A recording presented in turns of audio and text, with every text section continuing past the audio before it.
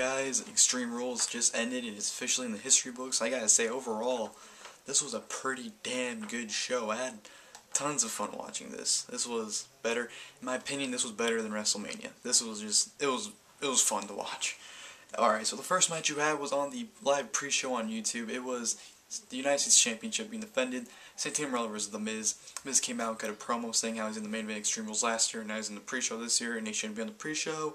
And Santino comes out and they have a match. It's whatever. Miz dominated throughout most of the match. And then Santino does a little comeback and Santino went for the Cobra. Miz, blocked it. And then Miz went to do his like a little turnbuckle thing where he jumps onto him. Santino moves and Cobra and 1, 2, 3. Santino retains the United States Championship. Whatever match. It was decent. And then backstage, you go to the Extreme Wheel, they called it, where they were deciding the stipulation for the Intercontinental Championship match between Cody Rhodes and the Big Show. Teddy Long spins it, and it lands on a tables match. So the Intercontinental Championship will be defended in a tables match later on that night. And then we get to the actual show, which is opened by the Falls Count Anywhere match, Randy Orton versus Kane. Fun match. It was everywhere. They went to the crowd, they went freaking up on the stage, they went all around the ring. Kane did a sick little drop kick to Randy Orton on the concrete, which sounded like it hurt, by the way. And they went to the crowd. Kane had so many uppercuts, I thought Orton's jaw was going to be broken. And it just went over the place. Orton was taking the freaking tables apart, the announce tables, and the pipe got introduced into the match. But Orton ends up hitting a sick DDT on Kane on the announce table. He sets him up and goes boom right on the ground, which was awesome. And this was just a lot of fun. Randy Orton introduced a steel chair and just beat the living hell out of Kane. And then, Kane started coming back, hit a choke slam. I thought Kane was going to win, but Orton kicks out. And, end comes when Randy Orton hits the RKO. And 1, 2, 3, Randy Orton wins the match in a very fun opening contest. So, good stuff there. Next, you have John Laurinaitis, Eve, and Teddy Long backstage. I completely forgot what they were talking about. Oh yeah, Laurinaitis got a call from Triple H and he left, and yeah, I don't remember anything else. But alright, then you go to Brodus Clay vs. Dolph Ziggler, add-on match that no one cares about. This is whatever. Ziggler is looking pretty good. Ziggler, I said Ziggler. He looked like an actual threat to Brodus Clay, like he's gonna win. But no, Brodus Clay, of course, ends up getting the win. Honestly, was not paying attention to this match really at all. I was on Twitter during the match. And, not the entire match, but, like, throughout the points of the match. I think Brodus Clay hit that, headbutt when they run into it. And then he hit the what the funk on Ziggler, I think, and got the 1, 2, 3, and 1. Whatever match. No one cared about it. Then you had the tables match for the Intercontinental Championship match. Tables match for the Intercontinental Championship match, because that made sense. Anyways, you know what I meant. Big Show versus Cody Rhodes. His match was, who the fuck's calling? I'm making a video, you did not call me. Anyways, it was whatever. It wasn't that long. It was like probably shorter than the WrestleMania match. The WrestleMania match was pretty short. It was only like 6 minutes long. But it was whatever. Ending came when Big Show was on the apron and Cody Rhodes did a drop kick and Big Show fell because there's a table behind him, but his foot went through the table like he stepped, and the referee's like, and Rhodes like, he went through the table, even though his foot went through it. He's like, he went through the table. It's like, alright, I'll agree. Rings a bell. Cody Rhodes is your new Intercontinental Champion, which I don't know why they would do this. I mean, that makes sense. I mean, they gave Big Show the title at WrestleMania just because he'd have his moment. But at least wait till the next pay-per-view to, throw it off, title off him. I don't like title change and another title change from the same title the next pay-per-view. I don't like that. But Rhodes, new Intercontinental Champion. Big Show not happy. Gives him a huge spear. Choke slams him through the table. Crowd's chanting one more time. Big Show lifts him up and throws him onto the outside, and Rhodes goes through another table. It was awesome. But ending segment. Hopefully this feud doesn't go on much longer. Hopefully it doesn't go into the next pay-per-view. Hopefully it ends on SmackDown or something. But whatever, Intercontinental title match. But it was a pretty sick aftermath to it. Next, you had Matt Striker interviewing Daniel Bryan backstage, basically saying, how are you going to beat Sheamus? What's your strategies? He names strategies. He says he has better cardio, blah, blah, blah, blah, submission specialist, blah, blah, blah, and he's going to beat Sheamus, and how Sheamus is the same as Chicago, overrated. And Bryan's running to the ring, not running, he's like walking out to the stage going yes, yes, yes, and then you see AJ in the background signifying that you're going to think she's going to interfere in the match, but will she? About to find out. Then we go into the 2 out of 3 falls match for the World Heavyweight Championship, Sheamus versus Daniel Bryan. Sheamus comes out with a 18 seconds shirt, which I thought was hilarious. This match was awesome. Awesome. The storytelling, just everything about this was awesome. Sheamus was getting gassed really early on. Probably like the first 10 minutes, Sheamus was like, I know it's probably he was supposed to do the match, but he just seemed really gassed. Sheamus ended up getting the first fall when Daniel Bryan's doing the yes kicks to Sheamus on the ropes, and the referee's trying to stop him, and Bryan won't stop, and the ref rings the bell, so Sheamus gets the first fall by disqualification. Daniel Bryan then gets the second fall when he has Sheamus in the yes lock, and Sheamus passes out, and the referee calls for the bell.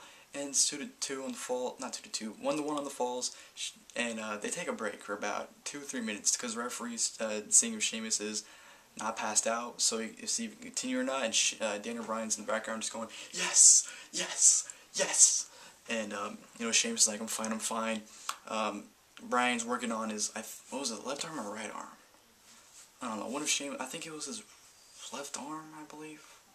I don't know. One of Sheamus' arms got injured. Well, not injured, but kayfabe. Well, I don't even know if it's actual injured.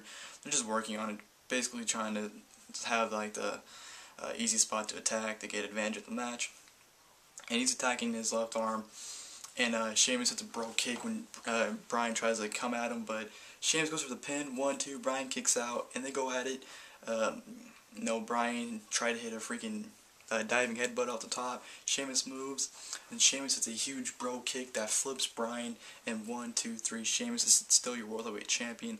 I honestly thought Bryan was going to win the title back here. I mean, if you watch the match, they signified in the match like you actually legitimately thought he was going to win the title back, because that's how they set it up in the match, because Sheamus was like injured and Bryan was getting the upper hand throughout the entire thing.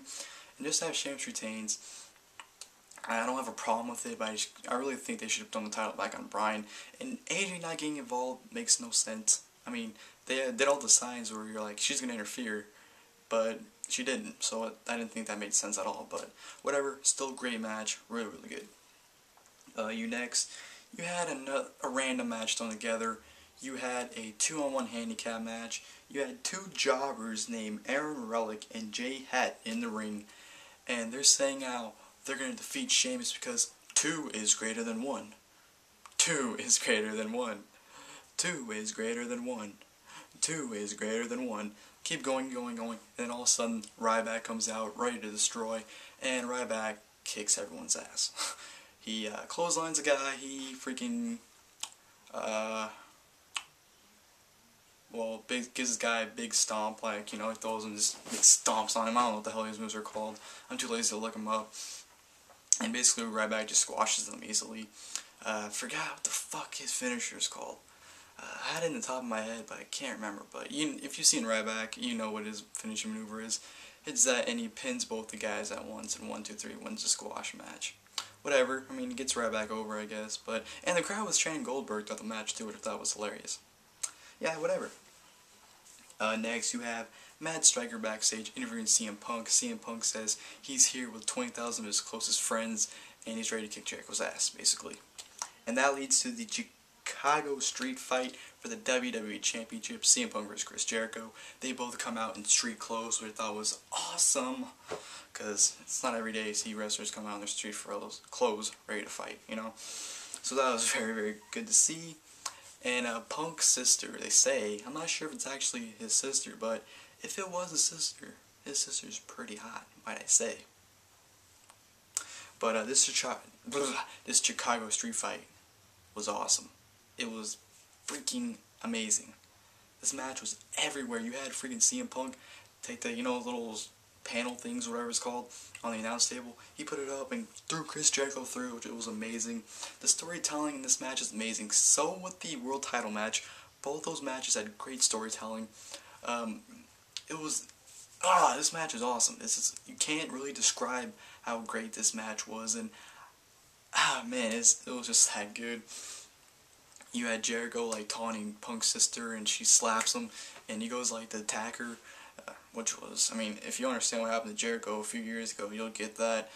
But you know, Punk stopped and said no, and he attacks Jericho. and it was amazing. There's a lot of spots, Punk did the elbow drop, and the crowd was chanting Randy Savage, which was awesome. Just, it was brutal. It was brutal. I mean, there's a lot of weapons used, kendo sticks, steel chairs. Yeah, that's about it. Until the end, where Punk uses a fire extinguisher to extinguish Jericho, and Punk's basically beating the hell out of him. And Jericho ends up hitting a codebreaker. Punk tries him with a steel chair. Punk grabs him, codebreaker on a steel chair, puts him in the lion tamer. Well, not tap. Wait, he puts him in the lion tamer. That's when he used the fire extinguisher. I'm sorry, I kind of screwed up there. And it's going back and forth. A lot of cradles. It's going back and forth. It's a crazy match. But at the end, Punk gets the advantage. Jericho tries to give him a GTS. Punk says, "Fuck no." Picks Jericho up. GTS. 1, 2, 3. Punk still your WWE champion in a great Chicago street fight. Yeah, backstage you have Eve walking in where the Bellas and Beth Phoenix are at. Phoenix is like,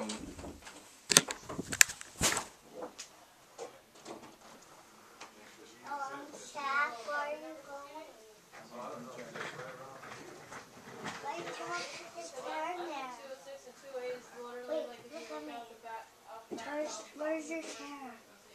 Right there. And look at me. Look at me. I'll be out in a minute.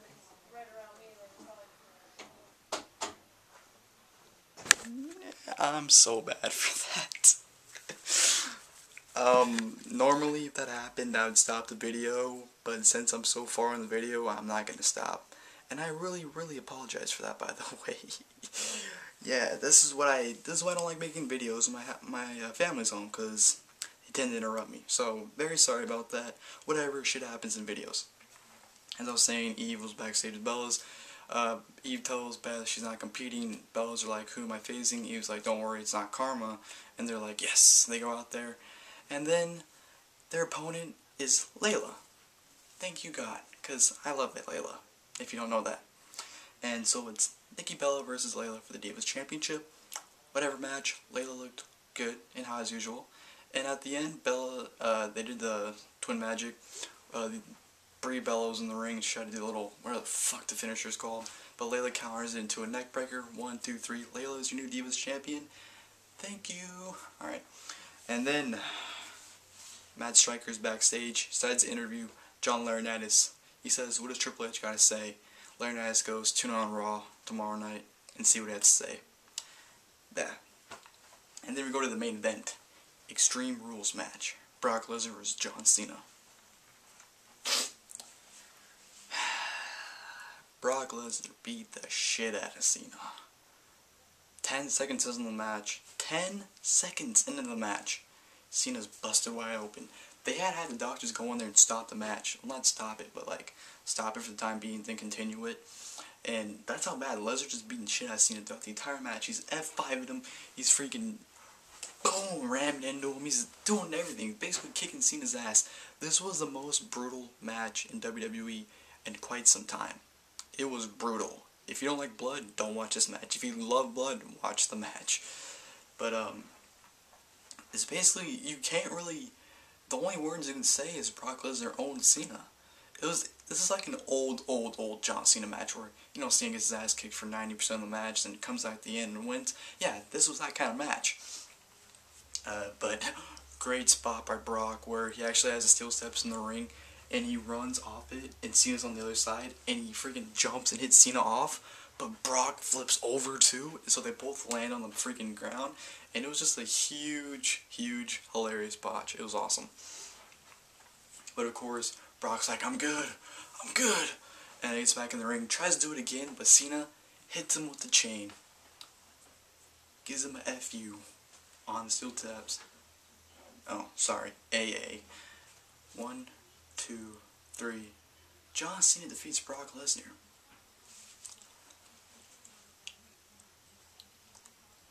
All I gotta say is WWE, congratulations for completely killing any credibility Brock Lesnar had. Good job. And then after the match, Cena gets on the mic and says that Chicago is a great wrestling town, and he says he might be gone for a while, which is like, whoa. And he's leaving? Is he injured, or is he just leaving, or what? He's like, you might not see me for a while, but when you do, you know, whatever. And he's like, his left arm's hurt. He's like, you can hear him tell him it's not torn, because you guys know his right arm also got torn a few years ago. So he's like, it's not torn, but it's hurting, and signifying that he's injured. But whatever, it was a great, brutal match, and it was really enjoyable. So overall, Extreme Rules, 2 thumbs up. 2 thumbs up, and very, very enjoyable show, might I say. So thank you for watching the review. Sorry for the interruption, and yeah, thank you very much for watching.